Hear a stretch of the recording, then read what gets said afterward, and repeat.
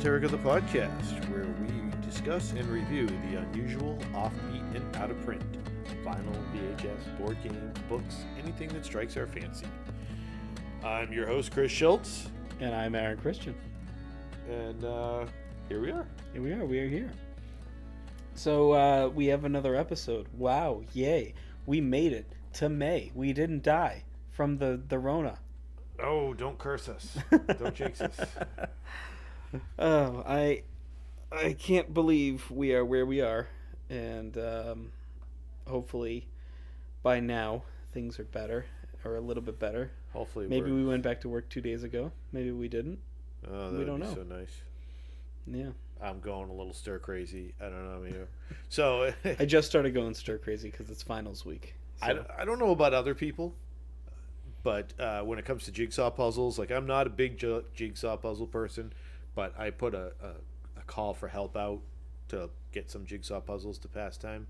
Now I think the general thing with them is people put them out on a table and peck at them over a period of time. I forced my kids to help me finish one in one day, 1,000 piece, because I just obsessed over it because I've got nothing else to do. Now, what makes a jigsaw puzzle versus just a puzzle?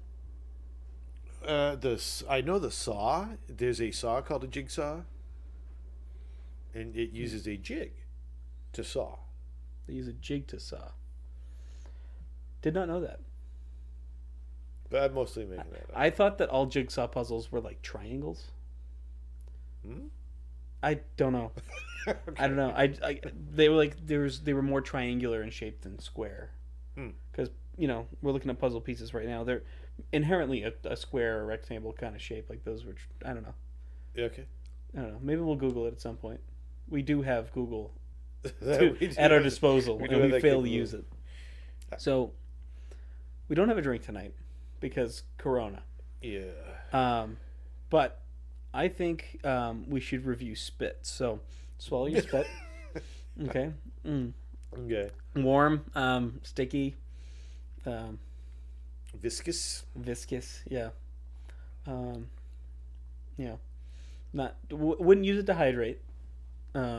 No. And like I'm tonguing the inside of my mouth, trying to see if I can find any bit of something I've eaten recently to get some flavor. No dice. Just tastes like mouth. Yeah, so this is something you can try at home if you're bored. Feel around your mouth with your tongue.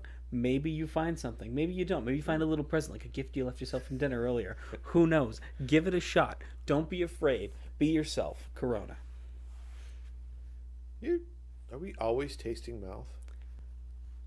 Does mouth have a taste? Well, it's got to have a taste. Okay, TMI, but we're gonna ask it anyway. When you French kiss somebody, do you taste something? It's funny because I would think that unless something is awry, their mouth would taste similar enough to yours that it would be. It's like drinking water. Different types of water have maybe a slight flavor, but well, you see, I think of it like there's that whole question, do people see the color the same way? Is the way that I see red the way that you see red? So, just because my mouth tastes like this doesn't mean that her or their mouth tastes like this. Yeah. Unfortunately, bad breath doesn't translate to taste that much. Which is good. Yeah. Yeah, although taste and smell are usually inherently very intertwined. closely related. A lot of what taste is up in the nose, too. It burns the nostrils. If you don't get that quote, goodbye. So, yeah, maybe we'll in the future. I know we won't for next week have a drink, but maybe we will at some point. So for my spit, I'm gonna give it an 8 out of 10. Would drink again. I'm gonna give it a 10 just because I don't have any other choice. So it's the best thing to digest my food. It does a good job. It does a good job at beginning the digestion process. Nice. Yay, spit. I always used to think when I was younger that if you spat on a worm or something, it would start to digest it in front of you, which is partially true. Flies do that. That's gross. Have you ever seen David Cronenberg's The Fly with Jeff Goldblum? No. He totally pukes on a guy's hand and it dissolves Oh my gosh. as he's transforming into a brundlefly. Yeah, it's a good movie. That's a conversation. Butterflies taste with their feet. I'm damn glad I don't taste with my feet. I don't want to taste my shoes. No, I smelled them. My own shoes. I mean, I've smelled. I don't. I Make a smell my habit- own shoes Yeah, only. Yeah, I don't make a habit of smelling other people's shoes. Not that kind of guy. Okay, before we go any further, I want to take a minute to talk about the awesome folks at Anchor.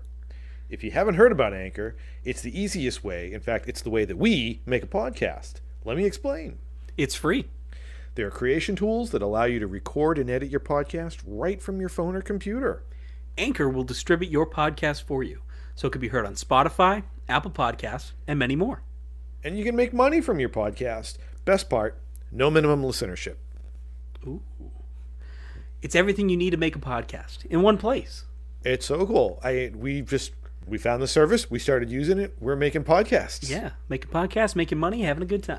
So listen, you want to get you out there, you want to be heard, download the free Anchor app or go to anchor.fm to get started.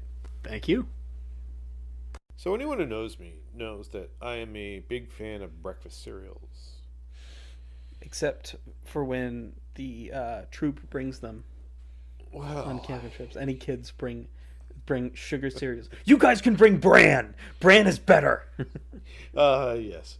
Well, when there's a difference between when I'm home enjoying a bowl of cereal and when I'm trying to encourage people to eat a well-rounded breakfast. But anywho's, I do like my breakfast cereals. My parents they let us, oddly enough, actually, the only cereal that my mother would not let me eat as a kid was Cookie Crisp. Really? Any other sugar cereal was completely allowable, but Cookie Crisp to her was one step over the line. Because it was cookies. So I do remember one time when I was like 13 or 14, it was after my parents had divorced. My stepfather was living with us. He weren't married yet, but his stepson came over for the weekend. Both his kids. Not his stepson. I was his stepson. His kids came over for the weekend, and he got them Cookie Crisp, and they didn't eat it. But they left on Sunday, and I sat there at the dining room table, and I ate the entire box. I don't blame you. And I threw up. Because Cookie Crisp isn't that great. I've always, when I was, I don't know, I'd say like 9, maybe 10, third grade, we did a project in art class that was, we had to create our own cereal. Ooh. And one of the boxes because we had to use an actual cereal box and then like make our own digital like cereal box cover and then paste it onto there. So the box that the teacher was using was Oreo O's, which were a thing, and then they discontinued them. Yeah. And so when I was like 9 or 10, I was like, oh my god, I've always wanted to. I really like this. I've always wanted to try them, but they discontinued them. A year or two ago, maybe even 3, they came back with them, really? And I was like, because it was something like it sounded so good. I actually haven't tried it yet. All things considered. So if anything, it's reminding me I need to go and buy a box of Oreo O's. So, favorite childhood cereal? Are you asking what's my favorite childhood cereal? So there's the right answer, which is my username for everything. So it would have to be Apple Jacks. Apple Jacks. But genuinely speaking, probably Frosted Flakes.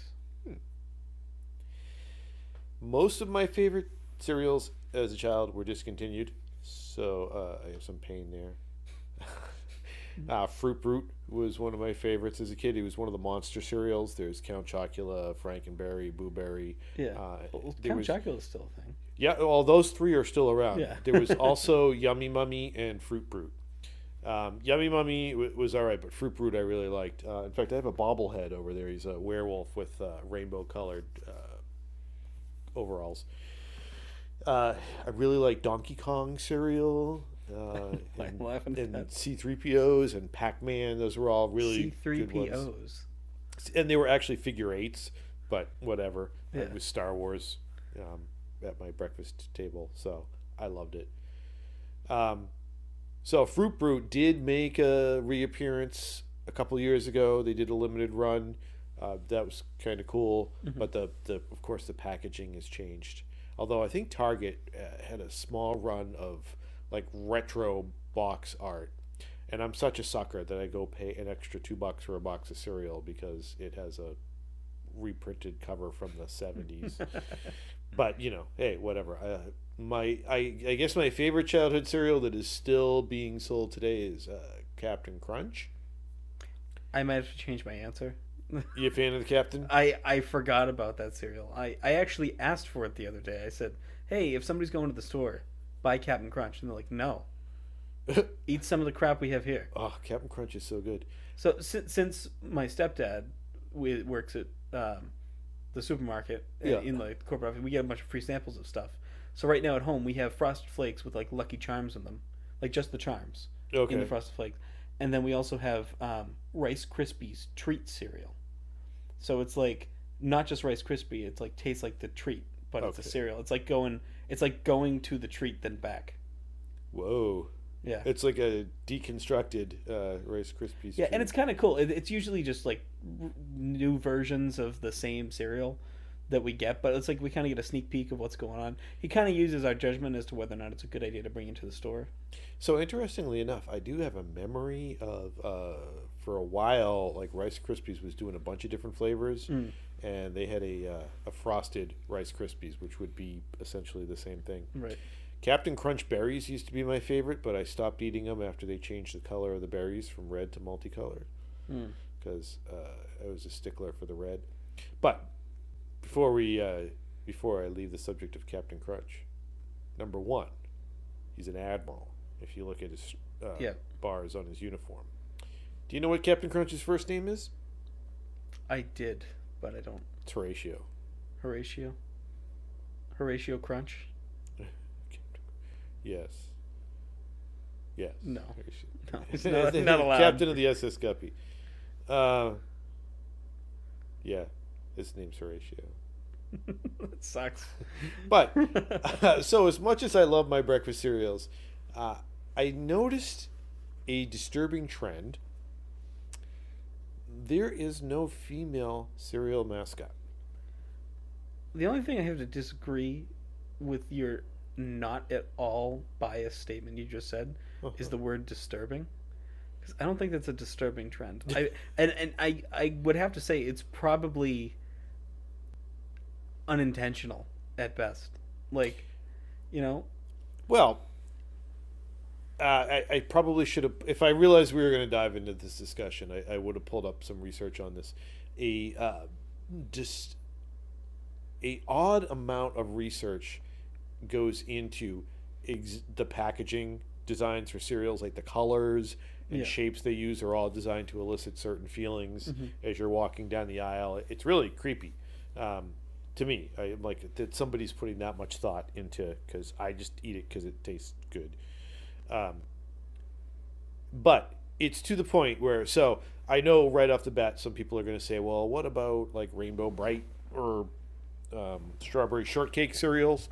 That's true. Limited runs, but there hasn't been a mascot, a female mascot. In fact, to the point that Fruity Pebbles, named after Pebbles. Who's on the box of Fruity Pebbles? Bam Bam. Bam Bam? He's on the Cocoa Pebbles. Get your cereals right. I worked in a grocery store for 5 years, and I keep mixing up because they're right next to each other. Yeah. On Fruity Pebbles, it's Fred and Barney. Pebbles makes no appearance on any of them. If you go back through the entire history of breakfast cereals, there are no female mascots. They are all male.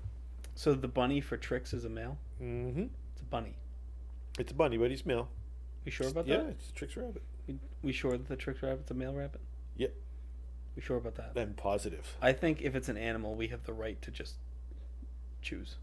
Well, some of them are naked and some of them are only wearing shirts, so you don't want to get too deep of a dive into their gender. But they're voiced by males. They have a male persona. They have male pronouns. And why? Like, it seems like a place where you would think like female mascots would appeal to girls. Like there are what I would call girly breakfast cereals. Yeah, like Fruity Pebbles. I like Fruity Pebbles. That's why I said it. But there's seriously, and it's bizarre to me that if you go through the entire history, like all the way back to when cereals first started being a thing, there's nothing. They're all male. I guess think about it. I would think about it this way. It's except for the ones, like Captain Crunch is very specific, and probably other ones, like Fruity Pebbles, that have males on it. If you're looking into a marketing standpoint, what's going to convince you more to buy it if you're watching a commercial, right? A light-hearted voice or like a male-dominating voice? Because I think that those tones, I don't think it's inherently sexist. Like I don't think that that's the point of the marketing. I think what's going to sell it better, and I think they know that. And for the 4 people in the world that are genuinely upset about this, I haven't seen protests in the cereal aisle. no, I think the thing that it comes down to is like maybe put a girl on a cereal, whatever. Doesn't matter, it's a cereal. Yeah. It's not trying to teach anybody anything or do anything wrong. We have so many other areas of the world we could focus on, but we're putting Captain Crunch on a cereal where we could put Mrs. Captain Crunch. Maybe Captain Crunch could have long hair and be a girl. It doesn't matter. It's the same cereal. Inside. I don't think that there's inherent deeper meaning here. But at the same time, it's interesting to think about it. You just don't put a lot of thought into it. Like you never would have thought that. I do like that there was an article about this called Breakfast Sausage. Yeah. It was funny, and I remember when this first occurred to me, I wish I could find it again. There was a much more in-depth article that I had read about it. And I mean, I guess if you were, I don't think it's inherently sexist, but I guess if you look at probably like the ad industry, who's doing the ads, it's probably a male-dominated business. The funny part about that is my first marketing class in school was a woman. Interesting. She actually was talking about she worked for some company, some like dish soap company. She used to go in on helicopters and go over the competitors and see what they had for operations to try and copy those operations. Oh, that's crazy. So, marketing's insane. Yeah. R&D, well, it is. Dude. And that's the funny thing. Like I guess why I would say it disturbing is that there is some psychology behind having only male mascots. Like that's disturbing to me, that something in my reptile brain is influenced by cereal because there's a male talking, where if you asked me personally, like I don't give a shit. I buy cereal based off of taste or honestly like product tie-in. If it's Star Wars, it could be sugar-coated shit. I'll probably buy it. Yeah. I might not eat it, but it would I'll buy be it. interesting to see someone market a cereal. Like maybe I'd be interested to see maybe particularly just something that maybe was a short run that they had like a woman on it or a female or something, and look at the sales in comparison to the same. Let's say they put out 2 cereals, the exact same cereal, but one had a woman on it, one had a man on it. They do it in 2 similar markets and run a test that way. I'd be really interested to see the numbers. Does it sell any differently? Yeah, I would too. Because I think that would prove it. I mean, if it literally makes no sense and people just buy it just to buy it, I mean, Yep. And before anybody comes at me, I will say again, there has been limited run cereals with a female. Then there are Wheaties that have females on the box. We're talking about mascots here. Yeah. So just to clarify. Right. Okay, so for our album tonight, diving back into something genuinely esoteric. We are going to listen to an album by Daniel Johnston, who is an outsider artist who briefly became somewhat popular with the indie crowd in the 90s. Daniel Johnston was born in 1961. He was an American singer, songwriter, and visual artist, part of the outsider lo-fi scene of the early 90s. So basically what he did is he recorded cassette tape albums in his living room on his own, and they were known for their pure and childlike qualities. And when you hear them, like it's some guy sitting in his living room, like he's not even got a 4-track. He's just singing into a recorder. That's kind of cool. I like that. He suffered his whole life with mental issues. He was hospitalized numerous times for schizophrenia and bipolar. Um, and he managed to gather a cult following because he worked at a McDonald's in Austin, Texas, and would just hand out copies of his cassettes to people. And it finally started getting around.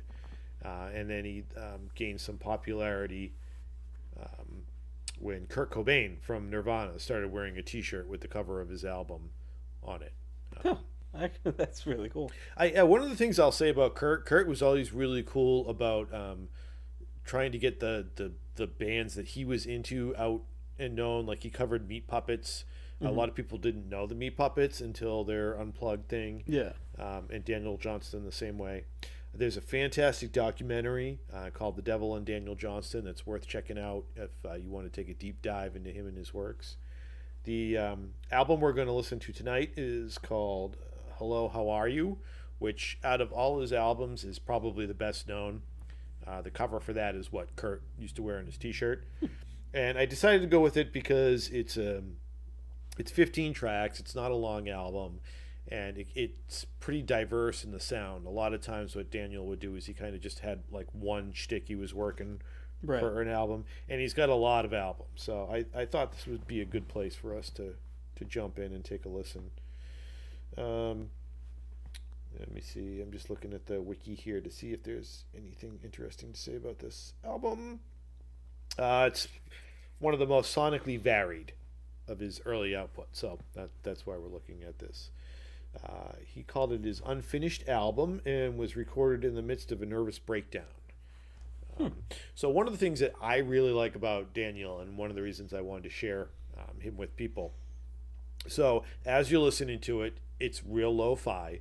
As I said, it's like we are recording this podcast. We are like 100 steps ahead of anything that he was doing. Oh yeah. And it does have a very childlike, almost immature quality to it, but the purity of what he's singing about, like he's singing about his own emotions, right, and the things he's going through, and like I honestly have been brought to tears sometimes listening to him because it's so honest and so completely genuine. So hopefully people will enjoy him. Hopefully I don't cry in the middle of it. I won't mock you if you do. So the first track on the album is called Pour You. So let's take a listen.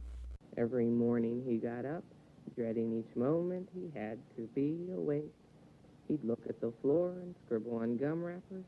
He never found a better way to joke around. The clock would tick and time went slow, and there wasn't anywhere he wouldn't go to avoid having to see anyone.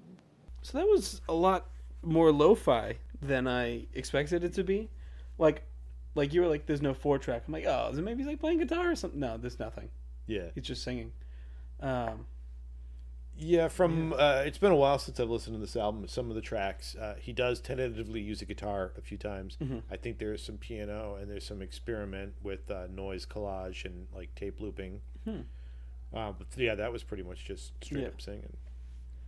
I like that a lot. Every morning he got up, dreading each moment he had to be awake. Like, that's heartbreaking.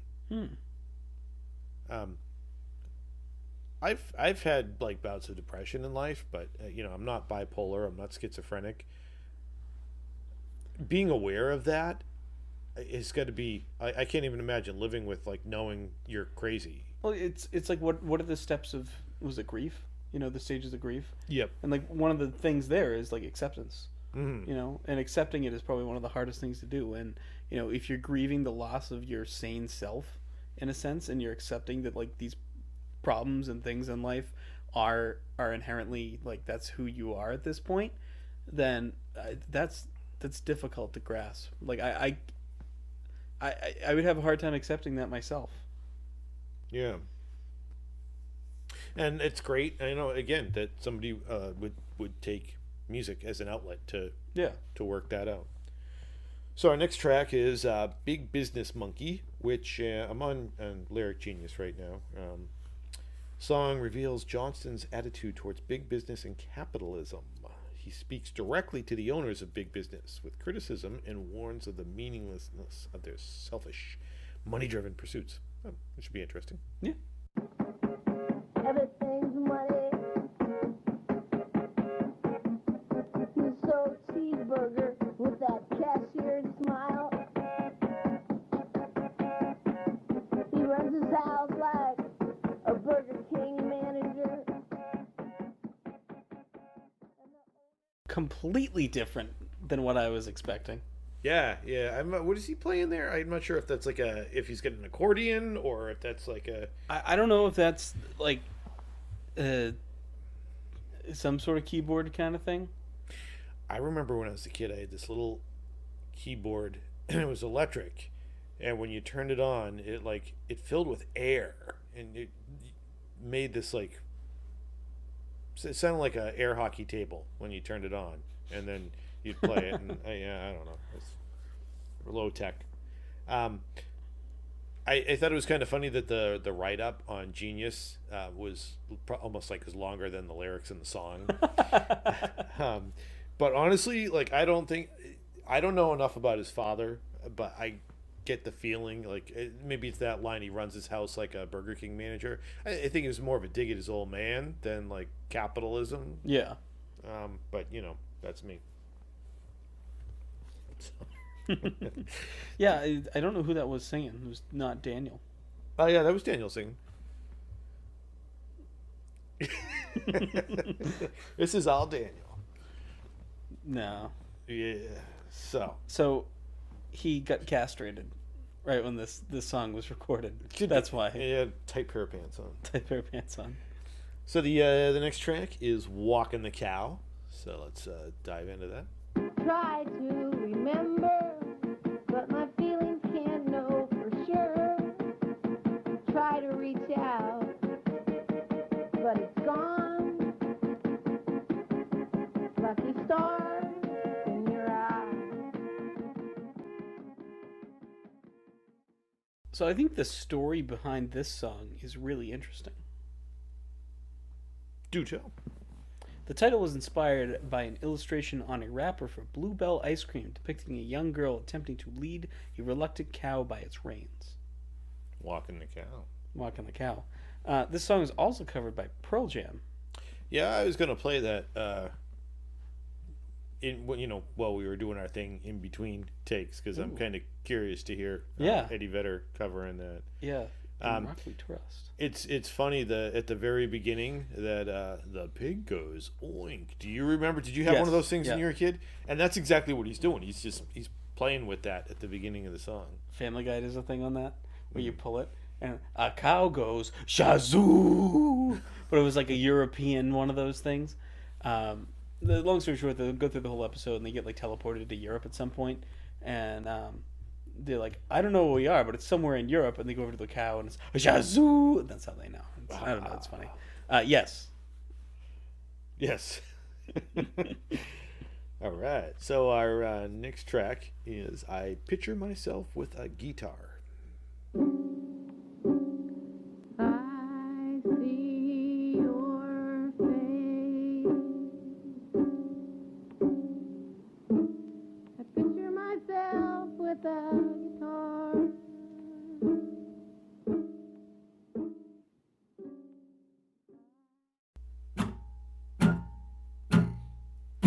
Aaron, I see your face. I picture myself with the guitar. I'm not making fun of him, I swear to God. But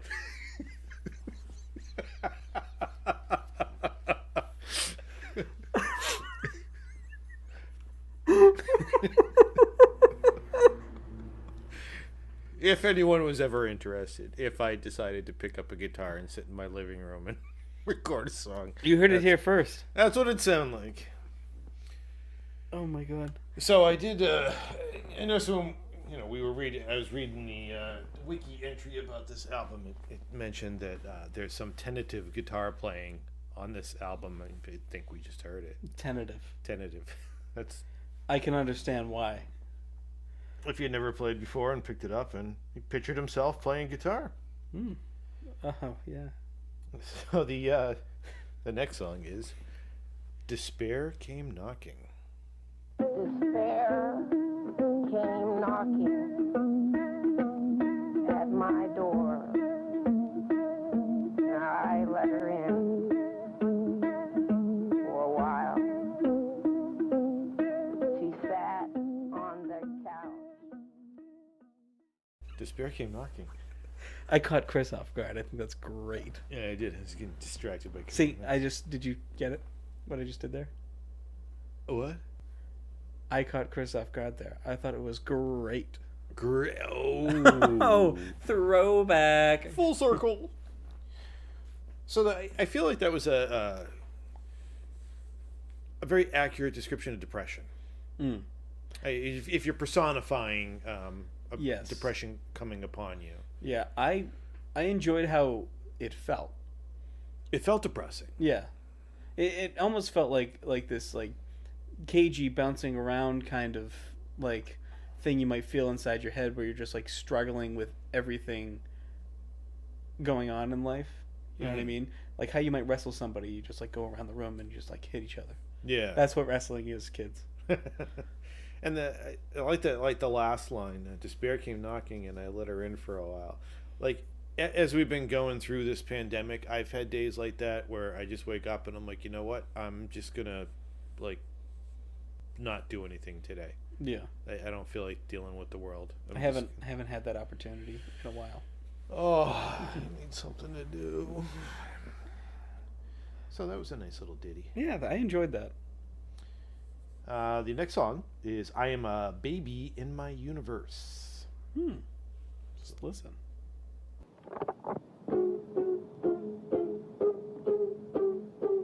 I am a baby in my universe. I'll live forever. I am a baby in my universe. I'll live forever. He didn't live forever. No, which is sad. Yeah, he lived into his not old age, but You're just shy at 60. yeah.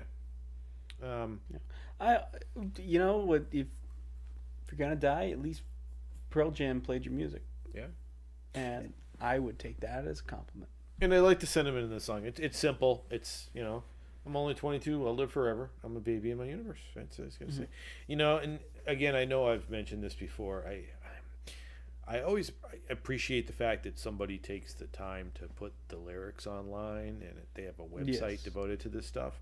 But sometimes the insights on here, like whoever, this song is about how many young people don't have a single care in the world because it feels like they have the rest of their lives ahead of them. No shit. Yeah. What? Okay. Yeah. That's why I like I think Panic at the Disco does this. They can go on, the artist can go on themselves and they get to write the annotations, which I think is way more helpful. Yeah, which is one of the things that we hope to do on this podcast from time to time is get the artists come in and actually talk about the tracks. Like Yeah. this, Nervous was really good for that. You get a little bit of an idea of what the thinking was. Right. So, Yeah, I can dissect these lyrics any way that I want, but I'm never going to get down to the meaning of what that person meant. And which I kind of like because I like songs that let me choose my own meaning to it. And like it was written about a other person's experience, but like if I take these words and apply them to my experience, then I can relate it. Yep. So it's kind of like spelling it out, and I like songs that let me do that. And that's why I like when artists go on and they explain what it's about. Sometimes I like hearing the backstory, but like when you tell me that this is what this song is, like maybe I want it to be my own thing, and that's what makes me happy, Yeah, it's interesting.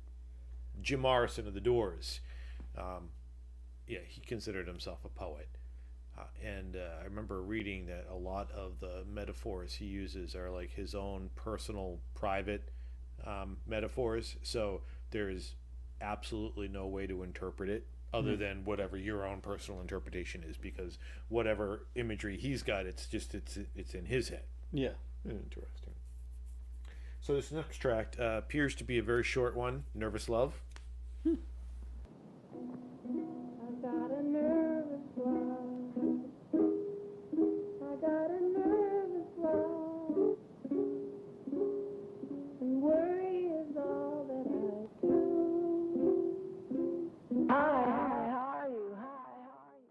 nailed it. I've nailed it. I figured out who's singing. It's not Daniel Johnston. It's Peppermint Patty from the Peanuts. When we listen to the next track, listen to the voice. Okay. And you're going to go, yeah, kind of. Oh my God, it's Peppermint Patty. Oh my God. Hey, Chuck. So yeah, I get a nervous laugh. Worrying's all that I do. Like that's. All I know is when he just started saying "Hi, how are you?" at the end of that, I probably crapped myself. Yeah, it was disconcerting. Like, pardon the second word in this, but that was ear rape. This next track, I think following along the same theme here. This is what, like 21 seconds? Yep. I'll Never Marry. I'll never marry, I'll never wed. Nobody wants to kiss you when you're dead. Nobody wants to lie in bed with you when your flesh is rotting. So, Daniel Johnston never did marry. Oh, he didn't? No. I could be wrong. I might have to double check that, but yeah, no, I don't think he did. I can fact check you. Nobody wants to kiss you when you did. That is true. You'd hope. Mm. And I feel like that doesn't take a lot of digging to get to the root of what's going on there. Yeah, no, I don't think so either. It's what's kind of cool about the brevity of the song is you can pick up on it. Got a nervous love, I got a nervous love, worrying's all I do. That's all the lyrics. Yep. It's almost like a little trilogy here, because this next song, Get Yourself Together, is, what did you say, was clocking in at 30-some seconds, maybe? That's a long song. I don't know if I can handle it. Get yourself together or fall apart. Make your mind up or let yourself down. Get yourself together or fall apart. Make your mind up or let yourself down. Get yourself together or let yourself down? Prior to starting this segment, I learned some things that made me not very happy at the moment. Mm-hmm. And this song really took me on a trip to get myself together. As you can hear in my voice, the irritation and the frustration that is currently settling into every single capillary of my body. And that's all I'm going to say. And it seems to me like this song is a message right to you. Yeah. Get yourself together. And you got yourself together. Sure. What you see on the outside is not what's on the inside. Pay no attention to the man behind the curtain. Still waters run deep. Speaking of, the next song, Running Water. Running water, where are you running from? You always seem to be on the run. And you never change no matter. So I noticed that there was actually running water in that song. Yeah, I'm glad you pointed that out because I didn't hear it. I just kind of wrote it off as static. You can kind of hear it's kind of like a rotary, like a sort of thing going on. Yeah, I've been trying to figure out as we're listening to that if that's the tape recorder making that sound, or if he's got some other thing. I've noticed sometimes in not on these tracks as much as some other songs I've heard from him. I think a lot of times when he's got the tape recorder, it's not near him because sometimes you can hear him like running across the room to go turn it off. Just kind of cool. I like that a lot. That yeah, sort of thing. So it's funny. I'm looking at Genius again, and obviously there's a theme with this song about running water, never knowing where you go. Right. The person writes, Daniel Johnston contrasts himself to running water in the sense that he is the complete opposite. He does not know where to go due to his insecurities and fears. His unstable personality stops him from moving on. I would interpret the song to be the complete opposite. I think what my interpretation is that because of his insecurities and fears and mental issues, he's cognizant of the fact that he's always moving, always running, but doesn't know he's not changing, and he doesn't know what he's doing. He's just always in a state of movement, and he's questioning that. That's what I got out of it. Could be wrong. So our next track is Desperate Man Blues. Now, this is clocking in at 3 minutes and 40 seconds, so hold on to your pants. Oof. Because it's longer than the others. Longest one so far. Maybe something will come along and make me happy.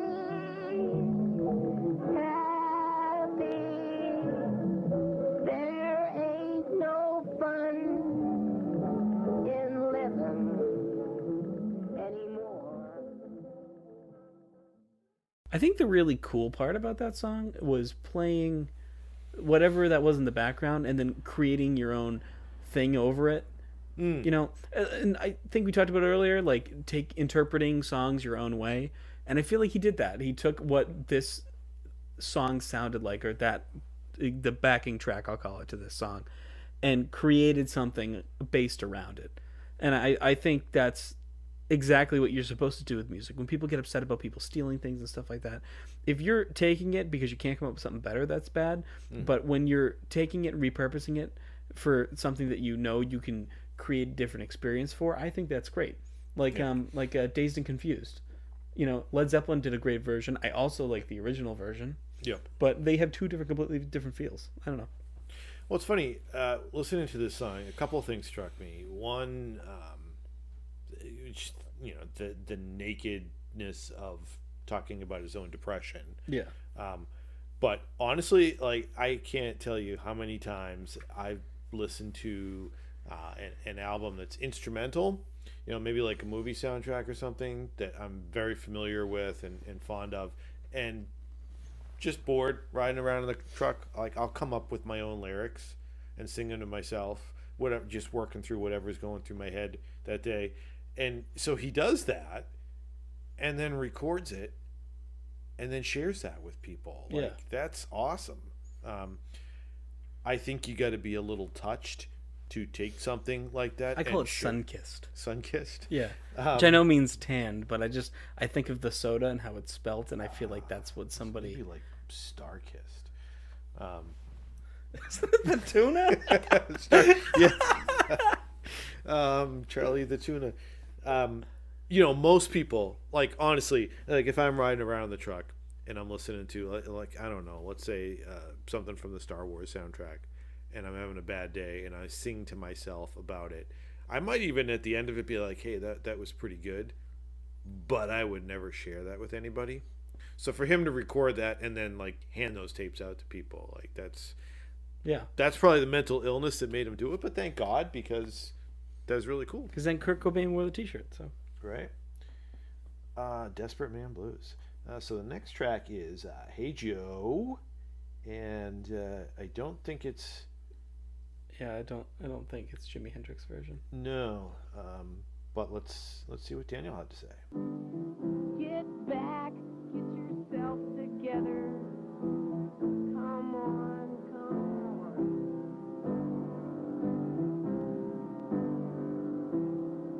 I know you're thinking of your nervous love. It was really nice. Yeah, it's just a very uplifting song. And I know he's using characters that he's talking to in this, but he's obviously talking to himself. Yeah. I know you're thinking of your nervous love. I know exactly what you're thinking of. There was an earlier song called Nervous Love. Yeah, so he's referencing that emotional state. Right. Not a lot to say about the song other than I really dig it. Yeah, this is one of those songs, like, I just talked about it. I could talk through the whole song, but it's calming me down, you know, from my earlier Mass Injustice, and I feel like that's the most important thing here, you know, is like whatever's going on here, like this is a nice, just like, yeah. Hey Aaron, Don't let it bother you. It's gonna be okay. 'Cause every little thing is gonna be alright. So yeah, full confession here. I wanted to introduce Daniel Johnston to our audience so that forever and ever with our future podcasts, I can sing a song. And It everyone's won't like, be so terrible. You're everyone's like, "Oh, wow, he's- wow. Yeah, he's doing Man, a Daniel Chris Johnston. is just doing a Daniel Johnston. That's it. A Daniel Johnston. He's that outsider art. It's a nice way of saying he's got no talent or ability. Yeah, well, maybe at the end of the season when we come out with our final compilation episode, we've been putting together piece by piece. We'll have a couple of songs. Chris Schultz. Yeah. Well, and we got auto-tune, so we Yeah. can always make it sound a little better. A little worse. Or a little worse. So the next track is called She Called Pest Control. Am I reading that right? Probably. She Called Pest Control. Mm. Here we go. She called pest control, and when she was sprayed, she never was bothered again. She wore Western-style boots, foreshadowing things to come. I said, That was wonderful. That was awesome. I love that. That was great. That was so fantastic. There was 2 lines of singing. I loved it. She Called Pest Control. I feel that. And when she was sprayed, she never was bothered again. Yeah. Yeah, I like that. I'm cracking up because on Genius, like, nobody bothered trying to interpret that song. Yeah. It just stands. This probably have a genius. I don't know if it's people can't or don't want to go through and try and interpret it versus it's just so esoteric that somebody's like, nah, yeah. Yeah. And of course, he's not gonna do it now because he's kind of taking a dirt nap. But Yes. I lost my train of thought now. Well, we're down to our last 2 tracks on the album, and they both have a Joe theme to them. Yes, they do. So this first song is Keep Punching Joe. listen, folks, I gotta tell you now.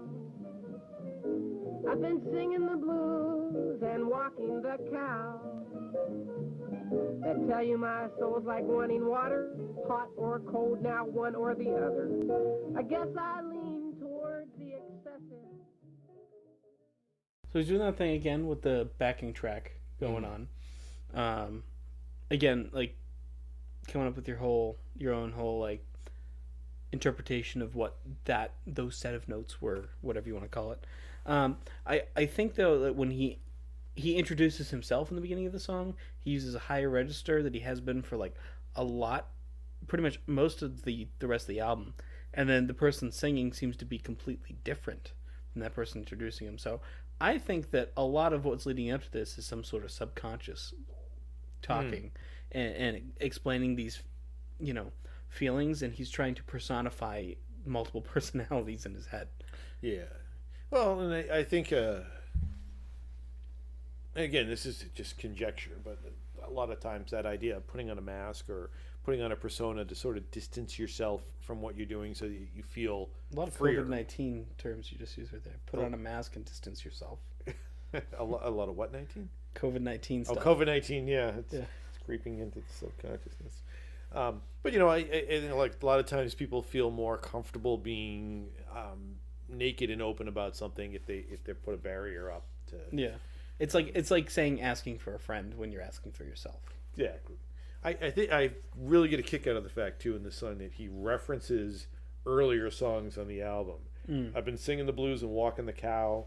I tell my soul's like running water. She dialed P for pest control. Like, he name drops 3 of his own songs in the song, which is kind of cute. Yeah, it kind of reminds me of when my band came up with an album. At the end of our last song, we've spent the last 40 minutes bitching about our problems, because it's just like we acknowledge that they're just angsty teen songs about bullshit. I sort of wonder, like, so I know that Daniel Johnston spent most of his life in and out of mental institutions, and he mentions in this song his manic depressiveness, like, right out. I would be curious to know if at any point a therapist recommended to him to sing and record himself as a form of, because he seems to be doing a lot of self-reflection, sort of working himself out Right. as he's recording, which again, if you have that avenue, that's awesome. So we've reached the point where we've come to the last track on the album, Yes. and this is a follow-up to Keep Punching Joe. This is No More Pushing Joe Around. Ooh. So, Taking a stand. so let's see what where Joe goes.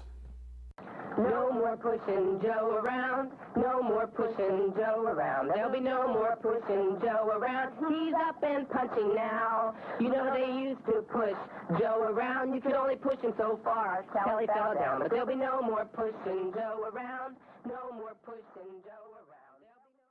So the Beatles were very big Chuck Berry fans. And Chuck Berry, obviously, like blues, right?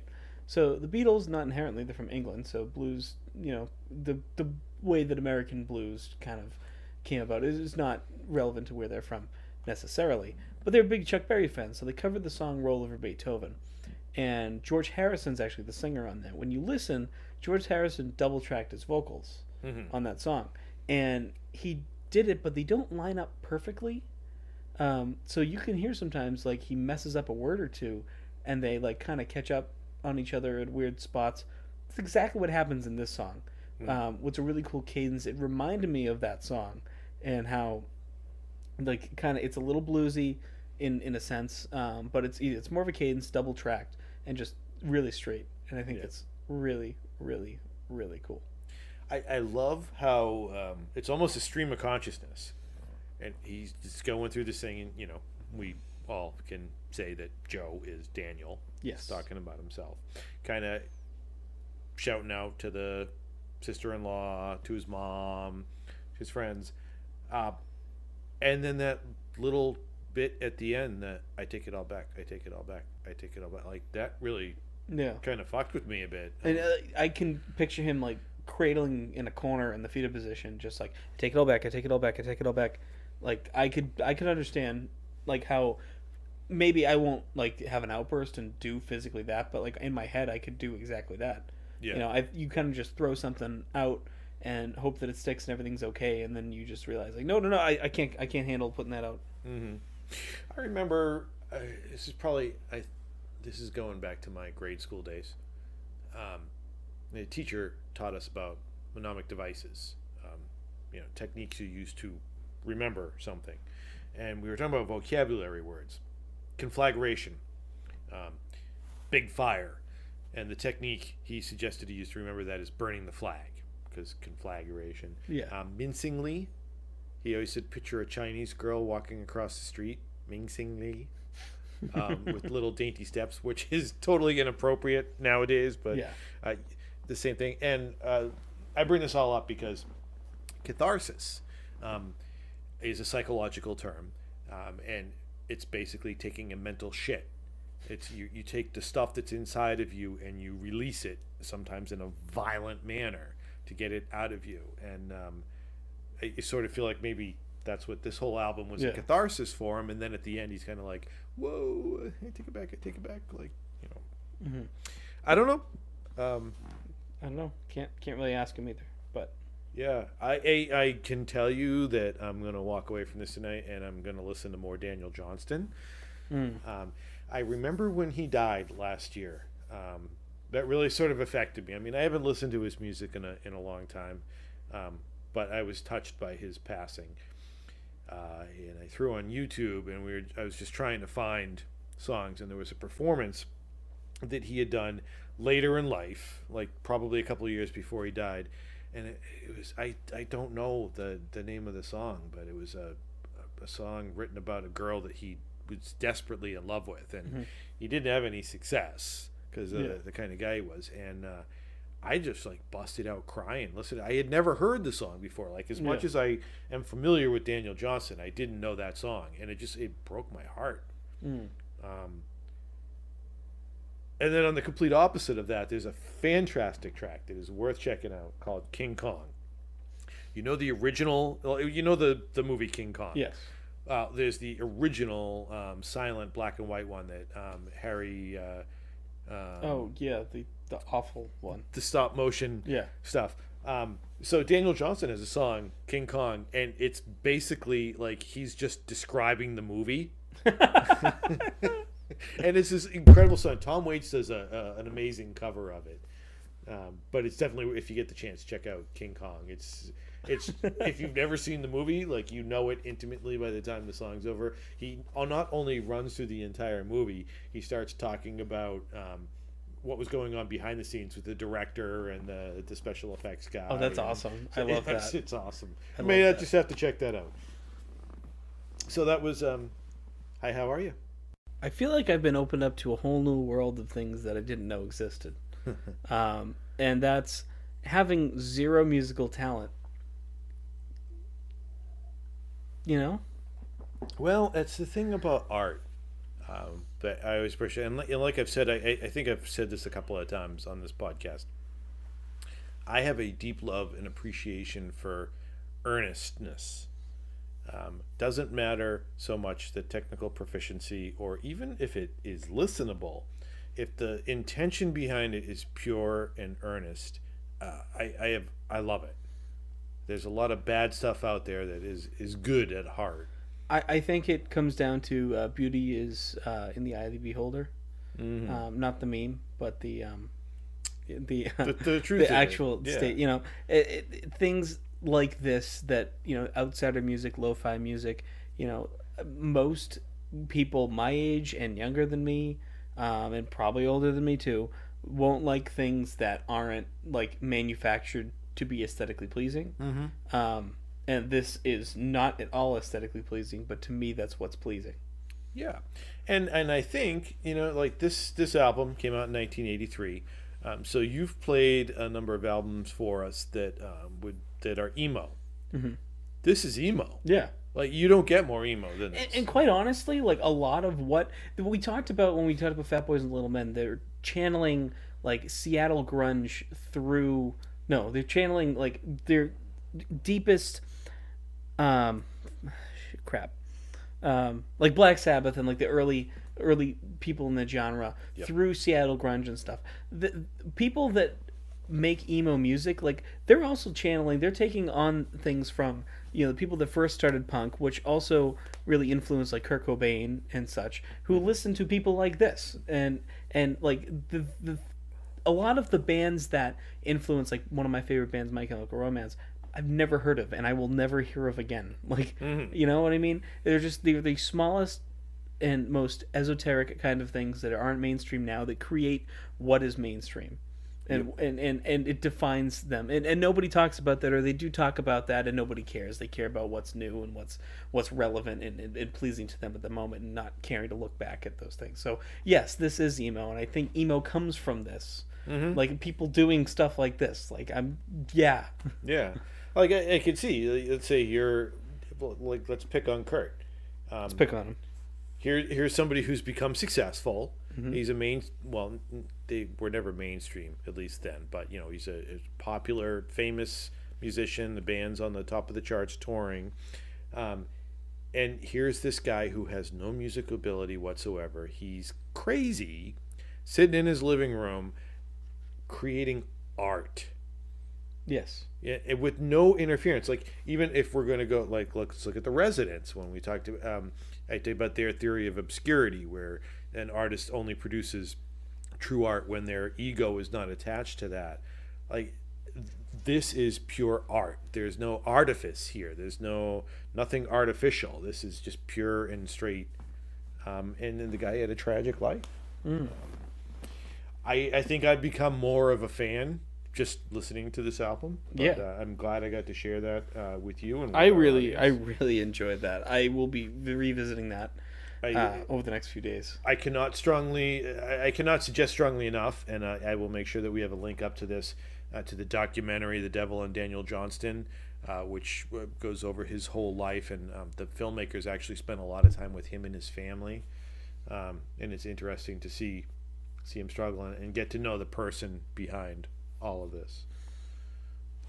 So I hope everybody enjoyed that. Yeah. Looking forward to next week. We'll be listening to Reruns by Bicycle Inn. They're a local group in southeastern Massachusetts, which is a lot of the things I choose, and there's reasons you'll hear next week for that. Cool. Looking forward to it. In the meantime, make sure to check us out on esoterica.thepodcast.com, where you'll find links to all our social media, and we've been doing a weekly live stream on Sundays, mostly just to keep ourselves entertained, but our small audience seems to enjoy it. Yeah, and you can view those on our website as well. We try to keep up to date the album we're doing for this week and next week, and so you can kind of get a little bit of a head start if you want to. So have a ball. Visit esotericathepodcast.com and enjoy yourself. And I don't want to count our chickens before they hatch, but we got a very, very special episode coming up in a couple of weeks. Yes, not next week, the week after that. The week after that. So keep listening. We got a surprise guest coming in that we're very excited about, and you'll get more information about that as we get closer to the date. But until next time, thank you for tuning into Esoterica Podcast, and we will see you next week.